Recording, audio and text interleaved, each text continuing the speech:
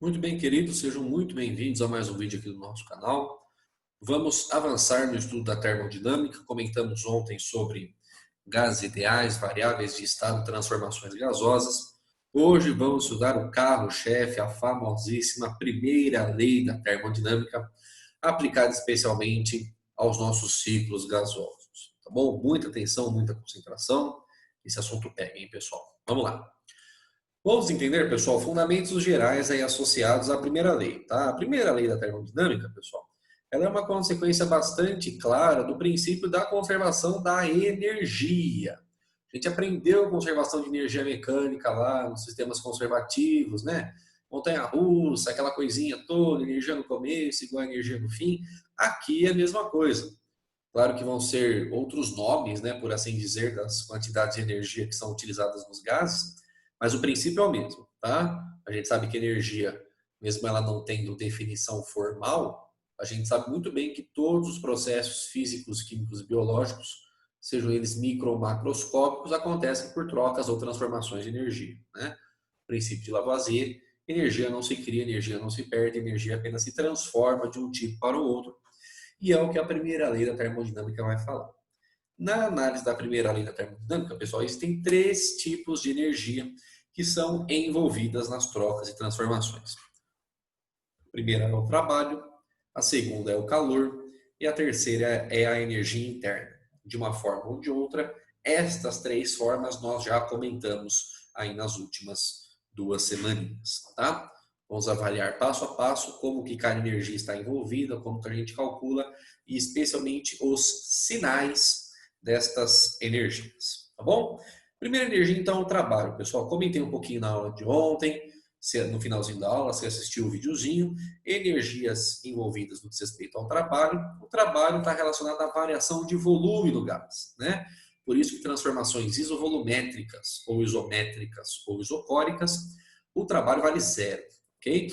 Só existe realização ou gasto de energia na forma de trabalho quando houver variação de volume. Na expansão, toda vez que o gás aumentar o volume, o trabalho é positivo, o trabalho motor. O gás realizou o trabalho, o gás gastou energia na forma de trabalho.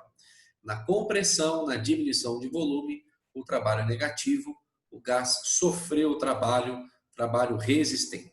O gás ganhou essa energia para ser esmagado, tá?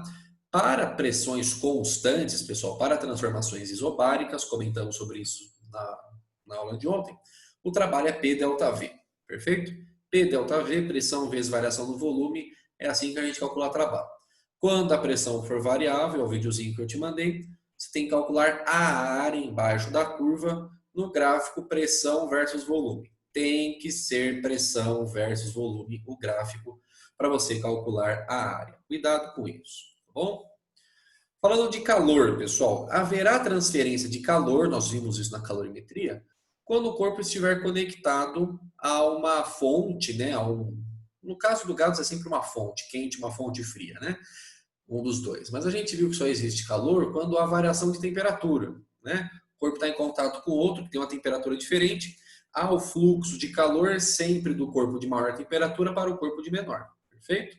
Só haverá calor quando o gás estiver em contato com uma fonte quente e uma fonte fria. Lembrando de uma transformação importante, que a gente comentou um pouco de leve lá na calorimetria, né? A gente falava lá, o calorímetro tinha paredes adiabáticas. Lembra disso? Não é diabética, tá? Pelo amor de Deus. Transformações adiabáticas. O que era isso, professor? O calorímetro não deixava haver troca de calor entre o ambiente e entre os caras que estavam lá dentro da caixinha, né?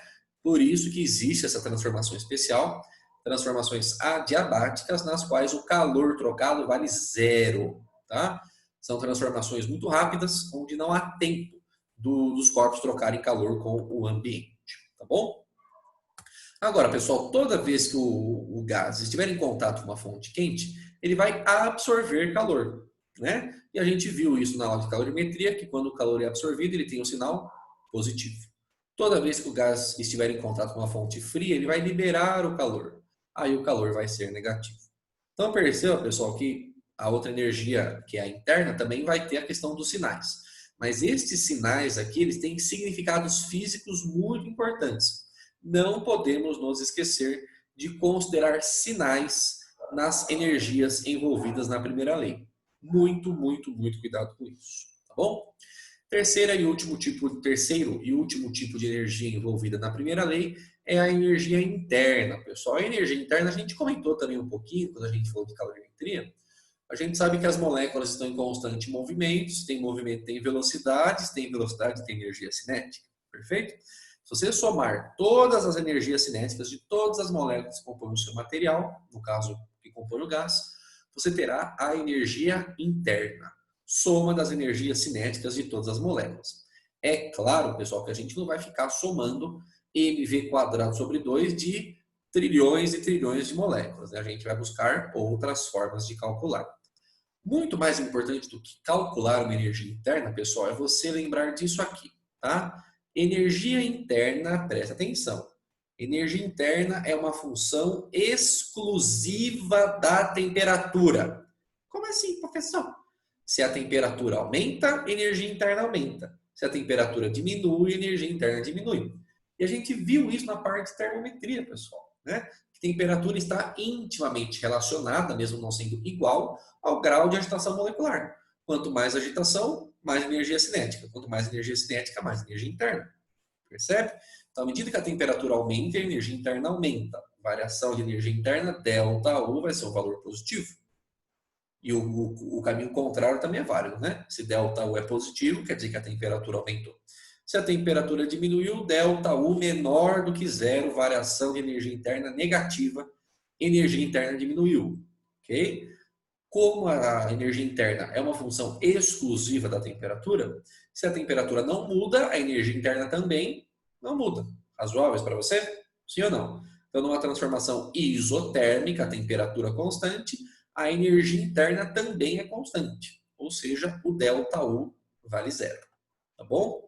Tem, pessoal, uma forma de calcular a energia interna para um gás monoatômico. Gás monoatômico, pessoal, para nós, são os gases nobres, né? Que eles não precisam se ligar com ninguém, porque eles já estão estáveis lá na camada de valência, né? 2 ou 8 elétrons lá. O hélio tem 2, os outros têm 8, você já aprendeu isso lá em química, né? Não quero que você se preocupe muito com essa fórmula, tá? Mas ela pode te ajudar a calcular alguma coisinha, tá? Energia interna de um gás monoatômico ideal é 3 sobre 2 de nRT. Então, perceba, 3 sobre 2, N e R são constantes, tá vendo? Por isso que só depende da temperatura, tá bom? Energia interna só depende da temperatura, de acordo com o que a gente escreveu aqui. Agora, tem uma forma muito mais útil, prática e, assim, cobrada de calcular a energia interna, que é através do enunciado da primeira lei, tá? Pela conservação de energia, a gente consegue chegar nesta equação. ΔU igual a Q menos tal, menos o trabalho. Variação de energia interna igual a calor menos o trabalho. Galera, essa é mais uma, pra você colocar na moldura e pendurar no seu quarto. Sem esse cara, não tem termodinâmica. Variação de energia interna é igual a calor menos o trabalho. Só tome cuidado, pessoal, que este sinal que está aqui, de cara, este menos, não tem nada a ver com os sinais que a gente viu nos outros slides, sabe? Compressão positivo, compressão negativa, expansão positivo e tal. Isso aqui é um sinal padrão que sempre tem que ter. Cabe a você interpretar no enunciado o que está acontecendo com cada medida de energia para ver se elas têm valores positivos ou negativos. Este menos sempre vai ter. Se tiver um outro sinal, você tem que considerar ele de forma separada, tá bom? E essa primeira lei, pessoal, ela é a lei que comanda aí o funcionamento de muitas coisas, mas os principais exemplos que a gente tem aí na prática são as máquinas térmicas, tá? Qualquer dispositivo que funcione por expansão ou compressão de algum gás é uma máquina térmica. Então nós temos motores, geladeira, né, aquecedor, são todos dispositivos que funcionam como máquinas térmicas e estão debaixo da ação da primeira lei da termodinâmica. Tá bom? Vamos ver, pessoal, como que isso é cobrado na prática através de um exemplinho que parece que é inocente, mas não é, porque ele traz uma propriedade muito interessante. Presta atenção. Antes de ver a resposta, pause o vídeo e tente fazer. Você resolve em meia linha. Um gás é conectado a uma fonte quente e absorve da mesma 400 calorias. Se esse gás se expande e realiza um trabalho de 500 calorias, pode-se dizer que o gás esquentou ou esfriou? Pense um pouquinho, dá pausa no vídeo, depois você vê se você acertou. Conseguiu pensar, pessoal? O gás esquentou ou o gás esfriou? Entenda de cara, pessoal, não caia na tentação, na pegadinha de falar: está conectado a uma fonte quente, então ele esquentou. Isso não é verdade. Entenda por esquentar e esfriar, aumentar ou diminuir a temperatura. E a medida de energia da primeira lei, que está associada com a temperatura, não é o calor. Não é o calor. É a energia interna. Então, tomar muito cuidado com isso, pessoal. Porque quando a gente estudou calorimetria lá dos sólidos, dos líquidos, tinha lá a equação do Q-macete, né? Q igual a mc delta T. Naquele caso, pessoal, era direto, né? Absorveu o calor, aumentou a temperatura. Aqui não. Por quê? Porque o gás, pessoal, ele pode variar o volume. Ele pode expandir ou ele pode comprimir. Ele pode gastar ou ganhar energia por trabalho. O sólido e o líquido não vai realizar trabalho quando ele recebe ou libera calor. Entende? Aqui você tem que considerar a contribuição do trabalho. E isso é precioso. Ok? Então, avaliando os sinais de cada cara. E aqui está escrito o que eu acabei de falar. Conectar-se a uma fonte quente não indica que o gás irá esquentar. A medida de energia associada à temperatura é energia interna, não é o calor. Não caia nessa, hein? Isso é pegadinha, não caia nessa. Pelo enunciado, pessoal, se ele está conectado a uma fonte quente, quer dizer que ele absorve calor. Então, o calor, por convenção, é positivo. Estes sinais você precisa saber. Calor igual a mais, positivo, 400 calorias. O gás se expandiu, vimos também há 2 slides atrás. Quando acontece uma expansão, o trabalho é positivo. O gás realiza o trabalho, o gás gasta energia para se expandir. E essa energia foi igual a 500 calorias. Então, para saber a energia interna, joga na primeira lei. Delta U igual a Q menos tal, calor menos o trabalho. Calor é igual a 400 menos da fórmula, criança, o trabalho é 500. 400 menos 500 hoje está dando menos 100 calorias. Olha o que aconteceu, pessoal. A variação de energia interna deu um valor negativo. O que isso quer dizer?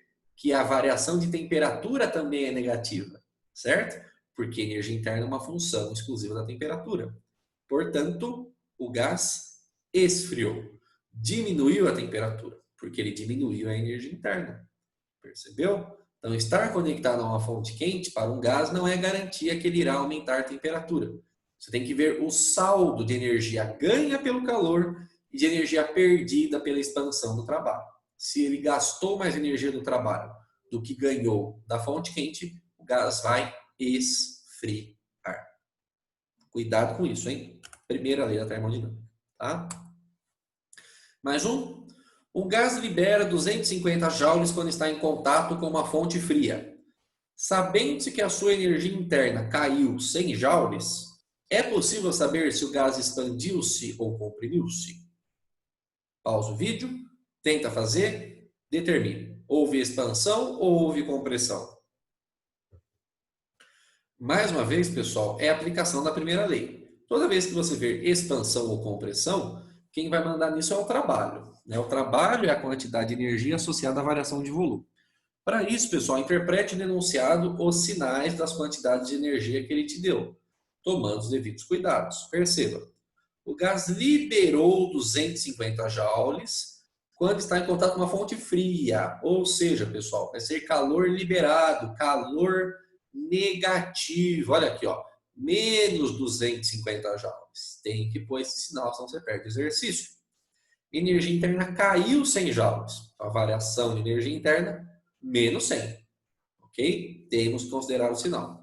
Substituindo na primeira lei, pessoal, perceba que você vai ter que tomar alguns cuidadinhos aqui, né? Porque olha só, delta U igual a menos 100, o calor é menos 250, menos o trabalho que eu quero saber. Passo menos trabalho para lá, ele passa positivo. Passa ao menos 100 para cá, ele passa positivo. Aí vai ficar 100 menos 250, vai dar menos 150 joules. Só que a gente tem que saber o que um trabalho negativo representa na termodinâmica. Lembra disso? Acabamos de ver, né? Um trabalho negativo significa uma diminuição de volume, certo? Portanto, o gás sofreu uma compressão. Ele esfriou, né? Em contato com uma fonte fria e ele sofreu uma compressão. Tá bom? Beleza? Entendemos o saldo de energia? Cuidado com os sinais, hein? A conta é simples. Você tem que saber qual conta você tem que fazer. Os sinais é que mandam na bagaça, tá? Caminhando aqui para o fim, pessoal, vamos falar um pouquinho sobre ciclos gasosos. São as principais aplicações aí de dispositivos que funcionam, né, por ciclos, vão se repetindo ali as etapas, tal, e cada etapa tem um significado, né? Então a gente tem, por exemplo, primeiro uma expansão, aí depois o gás mantém a temperatura constante, aí depois ele esfria, depois ele comprime. Você tem ciclos diferentes que vão sendo montados com transformações gasosas diferentes. Então a gente vai ter combinação de transformação isobárica, isotérmica, isovolumétrica, adiabática, tá? São as transformações que vão se juntando para formar os ciclos que a gente conhece, tá? O que a gente vai estudar, pessoal, sempre nos ciclos gasosos, vão ser no diagrama PV, tá? No diagrama pressão versus volume, que é aquele diagrama que a gente viu para calcular o trabalho lá embaixo da área da curva, tá? Esse é o gráfico que manda no rolê, tá? É esse gráfico que equaciona aí a ideia do princípio das máquinas térmicas, tá? A gente vai treinar no exemplo para ver como que isso aparece, mas eu já quero deixar claro, pessoal, essa ideia aqui, que pode parecer inocente, mas não é. Você pode usar a primeira lei, ΔU igual a Q menos tal, para uma transformação sozinha, específica, que ele vai te dar no desenho, ou para o ciclo como um todo. Tá? E a gente vai treinar de algumas formas. Uma propriedade preciosa, medalha de ouro, resolve até problema de família. Quando você tem um ciclo fechado, pessoal, como por exemplo esse aqui, ó, é um ciclo fechado, tá vendo? Do A para o B, do B para o C, do C para o A. Ponto inicial igual a ponto final. Quando isso acontece, pessoal, a variação de energia interna do ciclo, eu não estou dizendo das transformações sozinhas, A, B, B, C e CA. Estou falando do ciclo como um todo. Não há variação de energia interna, ΔU igual a zero. Gostaria que você pensasse em 45 segundos por que isso acontece antes de você ouvir a resposta. Por que em um ciclo fechado, variação de energia interna ΔU é zero? Vamos pensar juntos? Pessoal, se é um ciclo fechado, ponto inicial igual a ponto final. Se ele começa do A, se ele começa do B, pessoal, A, B e C são só letras para representar pontos específicos, tá bom? O que importa é que é um ciclo, não tem começo nem fim. Ponto inicial igual a ponto final. Se o ponto inicial é igual ao ponto final, o que isso quer dizer? Que a pressão inicial é igual à pressão final, que o volume inicial é igual ao volume final e que a temperatura inicial é igual à temperatura final. É razoável isso para você? Sim ou não? Se são pontos iguais, as variáveis de estado desses pontos vão ser iguais. Só que vamos olhar para a temperatura, pessoal. Se a temperatura inicial é igual à temperatura final, o que isso quer dizer? Que a energia interna inicial é igual à energia interna final. Por que, professor? Porque energia interna é função exclusiva da temperatura. Se a temperatura não muda, a energia interna não muda. Se a temperatura aumenta, a energia interna aumenta. Se a temperatura diminui, a energia interna diminui. Como a temperatura não mudou no ciclo, a energia interna no ciclo também não muda. Galera, nenhum exercício vai te falar isso. Você tem que saber que em um ciclo fechado, a variação de energia interna vale zero. Se você substituir na primeira lei, vai ter lá ΔU igual a Q menos tal. Né? Olha aqui, ó. Variação de energia interna ΔU igual a calor menos o trabalho. No ciclo, energia interna, variação de energia interna é igual a zero. Você coloca zero no lugar do ΔU, passa o menos trabalho para lá, ele passa positivo, certo? Vai ficar que trabalho é igual a calor, calor é igual ao trabalho. Isso no ciclo fechado, ok? Para calcular o trabalho de um ciclo, pessoal, você tem algumas opções.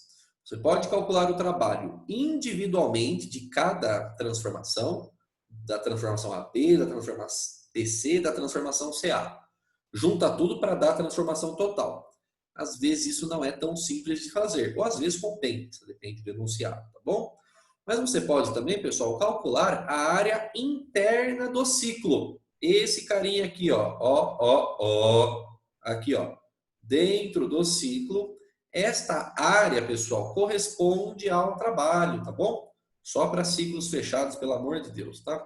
É claro que ele vai te dar áreas que a gente saiba calcular, né? Nesse caso aqui, a gente teria que fazer algumas aproximações, tal, porque não é uma reta a transformação CA, né? É uma transformação isotérmica, dá para a gente perceber isso, tá? Mas essa área corresponde ao trabalho. Só que a gente viu, pessoal, que trabalho tem sinal, né? Pode ser positivo ou negativo. Então, no ciclo, quem vai mandar no sinal do trabalho é o sentido do ciclo. É o sentido das flechinhas. Olha ali, bonitão. Se o ciclo estiver girando no sentido horário, que é o que está acontecendo nesse caso, né? Olha a flechinha, ó. Ciclo horário. Quando isso acontece, pessoal, o trabalho é positivo, tá bom? Só pelo sentido das flechinhas. Se ele invertesse, se tivesse o ciclo no sentido anti-horário, aí o trabalho seria negativo, tá? E a gente já viu o quanto importa esses sinais. Tome muito cuidado, tá bom, criançada? Vamos ver como isso pode acontecer na prática? Peguei o mesmo ciclo, o mesmo exemplo ali, ó. Aí ele vai perguntar algumas coisinhas para você, ó. Perguntou a variação de energia interna do ciclo, o trabalho nas transformações AB e BC. Aí ele te dá o trabalho da transformação CA, ele quer saber qual é o calor do ciclo todo, e ele deu o calor da transformação AB, ele quer saber qual é o calor do BC e qual é o calor do CA. Tá vendo? Várias informações aí importantes. Aí ele falou que CA é adiabática. Eu vou ler de novo e entender que eu li errado. Se o calor de AB for 200 joules, qual será o calor da transformação BC? Sendo a transformação CA uma transformação adiabática. Tinha falado que era isotérmica, mas é adiabática. Desculpe pela confusão, tá? Então perceba, pessoal, exercício cara de segunda fase, tá? Mesmo ciclo, várias perguntas para a gente analisar. Dá uma pausa aí, faz com bastante calma. Eu acho muito importante você tentar, tá? O item A e o item B você faz bem tranquilinho. No C e no D, aí vai ter que usar um pouquinho de primeira lei, tá? Mas eu acho um exemplo muito importante para você tentar sozinho. Dá uma pausa, batalha um pouquinho, apaga, escreve. Depois você vê a resolução, tá bom? Vamos lá. Conseguiu aí, bonitão? Podemos corrigir? Vamos lá, então. Item A, pessoal, já comentamos a propriedade, né? Se é um ciclo fechado, olha aqui, velho. Se é um ciclo fechado, a variação de energia interna vale zero. Pode tacar direto. E você pode justificar dessa forma, porque é um ciclo fechado. Você pode, claro, que esnobar, né? Ponto inicial igual a ponto final, temperatura inicial igual a temperatura final, como energia interna é uma função exclusiva da temperatura, energia interna inicial igual a energia interna final, portanto, variação de energia interna vale zero. Você coloca desse jeito uma questão de segunda fase, o examinador até chora de emoção, tá? Esfrega na cara que você sabe, mostra que você é meu aluno, velho, tá bom? Valoriza o rolê aí. Item B, pessoal, ele pediu para calcular trabalhos, né? Olha aqui, ó, trabalho no AB e trabalho no BC. Ô, bonitão, vamos fazer o fácil? Olha a transformação BC, velho. Olha aqui, ó. Que transformação que é essa? Que nome que ela tem, a BC? Olha aqui, ó. É uma transformação isovolumétrica, pessoal, certo? Por quê? Porque o volume é constante, né, queridão? Do B para o C, houve variação de volume? Não. Então é isovolumétrica. E a gente já aprendeu que nas transformações isovolumétricas não há realização de trabalho. Olha aqui, ó. Trabalho da transformação BC vale zero. Tá vendo? Agora, a transformação AB, pessoal, vou trocar de cor aqui, ó. A transformação AB, qual que é o nome dela? Isobárica. Professor, como você sabe disso? A isobárica, pessoal, é aquela que tem a pressão constante, tá vendo? Ó? De A para B, ele sofreu uma expansão, ele aumentou o volume, mas é uma expansão isobárica, né? A pressão está constante. Quando a pressão é constante, pessoal, você pode usar o P delta V para calcular o trabalho. Lembra disso? Então vamos voltar para o gráfico, vamos ver os pontos. Ó. Quanto vale a pressão da transformação AB? 3. Errou. Perdeu o exercício. Pessoal, cuidado, hein? Olhe aqui no eixo. Eu comentei sobre isso no vídeo de ontem. Ó.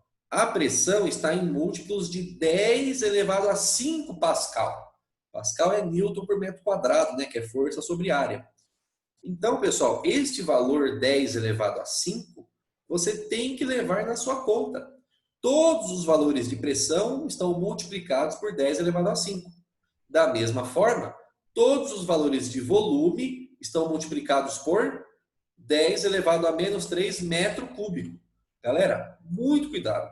O que eu já vi de gente perder exercício com isso não é brincadeira. Como eu comentei no vídeo ontem, você tem que olhar para a unidade. Tem que ser sistema internacional, não tem opção, viu? Não dá certo. Tem que ser Pascal, que é Newton por metro quadrado, que é a unidade de pressão do SIL, e tem que estar em metro cúbico, que é a unidade de volume do sistema internacional. Se não tiver nessas unidades, você tem que arrumar. Agora, mesmo estando nessas unidades, podem ter múltiplos que você tem que levar adiante no seu cálculo. Todas as pressões desse gráfico estão multiplicadas por 10 elevado a 5 e todos os volumes desse gráfico estão multiplicados por 10 elevado a menos 3. Cuidado, gente, pelo amor de Deus, tá? Então, olha aqui, ó. Pressão é 3 10 a quinta. Lembra que o trabalho é P delta V, né? No caso da isobárica, ó. P delta V. Então, o P é 3 10 a quinta. Quem é delta, pessoal? Final menos inicial. É a variação do volume, tá vendo? Ó? O cara saiu do 0,2. Foi para 1, ele variou 0,8. Concorda comigo? Só que é 0,8 vezes 10 elevado a menos 3. Tá bom? Não esquece da potência, hein, mano? Olha aqui, ó. 3 10 a quinta é a pressão. 0,8 10 a menos 3 é a variação de volume. Número com número, potência com potência. 3 vezes 0,8, 2,4. 10 a quinta vezes 10 a menos 3, somos expoentes, 10 elevado a 2. Arruma os zerinhos, 240 joules é o trabalho da transformação AB. É um trabalho positivo, porque aconteceu uma expansão. Olha aqui, ó, do A para o B, aumentou o volume, trabalho positivo. Ok? Beleza? Item C. Ele deu para você o trabalho da transformação CA. O trabalho de CA foi 150 joules. Ele quer saber qual é o calor do ciclo todo. Calor do ciclo todo, tá bom? Pessoal, não existe outra forma de calcular calor a não ser pela primeira lei, tá? E em calorimetria a gente usa que macete que morre. Agora, para termodinâmica é primeira lei. Porque trabalho você pode calcular pelo gráfico, calor não dá. A menos que ele forneça para você o número, tá? Então, falou de calor, é primeira lei, velho. Olha aqui, ó. Primeira lei, delta U igual a calor menos o trabalho. Mas perceba, pessoal, que eu estou aplicando a primeira lei para o ciclo todo. Então, olha como eu escrevi. Delta U do ciclo é igual ao calor do ciclo menos o trabalho do ciclo. Tá bom? Só que a gente viu, pessoal, no item A, que a variação de energia interna do ciclo vale 0. Por quê, professor? Porque é um ciclo fechado, irmão. Tá? Então, no lugar do delta U do ciclo, 0. Tá aqui. Calor do ciclo eu quero saber, trabalho do ciclo eu posso determinar. Passa esse cara para cá, ele passa positivo, que ele era negativo, né? Esse menos é da fórmula. Então, fica que o calor do ciclo é igual ao trabalho do ciclo, né? A pergunta do exercício é o calor. Então, você pode determinar o calor do ciclo calculando o trabalho. O trabalho é mais fácil de calcular, né? Mas perceba, pessoal, este ciclo é composto de 3 transformações individuais, perfeito? A, B, BC e CA. Então, o trabalho total, pessoal, como eu comentei com você, o trabalho do ciclo, é a soma dos trabalhos individuais. O trabalho do ciclo é o trabalho do AB, o trabalho do BC e o trabalho do CA. Tá bom? Agora a gente vai juntar aqui, ó. O trabalho do ciclo é a soma de todos os trabalhos. 2 trabalhos nós calculamos no item anterior. O trabalho AB, que era o isobárico, vale 240. O trabalho BC vale 0, porque é uma isovolumétrica. Atenção agora. Por que tem um sinal de menos aqui no trabalho do CA? Volta para o gráfico, bonitão. Olha a transformação CA e olha como o enunciado foi sacana. Ele falou, o trabalho foi de 150, mas ele não considerou o sinal. Porque, ó, do C para o A, não houve uma diminuição de volume? Sim ou não? Foi de 1 para 0,2 metro cúbico. Houve uma compressão. E toda vez que diminui o volume, o trabalho é negativo, pessoal. Você tem que colocar o sinal para fazer sentido com a propriedade física. Senão você vai perder exercício. Cuidado, hein, velho? Olha aqui, ó. Trabalho do CA é menos 150. Se colocar mais, azedou. 240 menos 150, 90 joules é o trabalho do ciclo. E como o trabalho do ciclo é igual ao calor do ciclo, o calor deu o mesmo valor, 90 joules. Tá bom? Cuidado com os sinais, hein? Então, às vezes, compensa você calcular o trabalho inteiro dentro da área ou quebrar em pedacinhos individuais de cada transformação, que foi o que aconteceu nesse caso. Tá? Item D de doido, o calor da transformação AB foi de 200 joules. Ele quer saber qual é o calor da transformação BC, sabendo que CA é uma transformação adiabática. Pessoal, a gente vai quebrar o calor do mesmo jeito. Tá, ó, calor do ciclo é o calor da primeira transformação, calor da segunda e calor da terceira. Isso não muda, tá? Calor do ciclo calculamos no item C, 90. O calor do AB vale 200, né? O AB a transformação AB está em contato com uma fonte quente, porque o calor foi positivo. O calor do BC eu quero saber, só que agora, pessoal, transformação adiabática a gente viu. Transformação adiabática, o calor vale 0. Olha aqui, ó. Transformação CA é uma adiabática. Ela é muito rápida, não dá tempo de trocar calor. Calor vale 0, tá? Mais uma propriedade aí para a gente lembrar. Passo o 200 para lá negativando. 90 menos 200 menos 110 joules é o calor da transformação BC. Ou seja, na transformação AB, o gás está em contato com uma fonte quente. Na transformação BC, o gás está em contato com uma fonte fria, porque o calor foi negativo. Tá bom? Beleza, bonitos? Tá aí, nem doeu, tá? Então perceba que esse exemplo ajuda muito a você se situar como utilizar os conceitos de primeira lei, calcular o trabalho, quebrar em transformações individuais, exercícios de ciclos gasosos são muito importantes para nós, tá bom? Qualquer coisa, dá um toque aí nos comentários, a gente conversa, tira as dúvidas. Obrigado pela sua presença, fique com Deus, se cuide, tchau, tchau.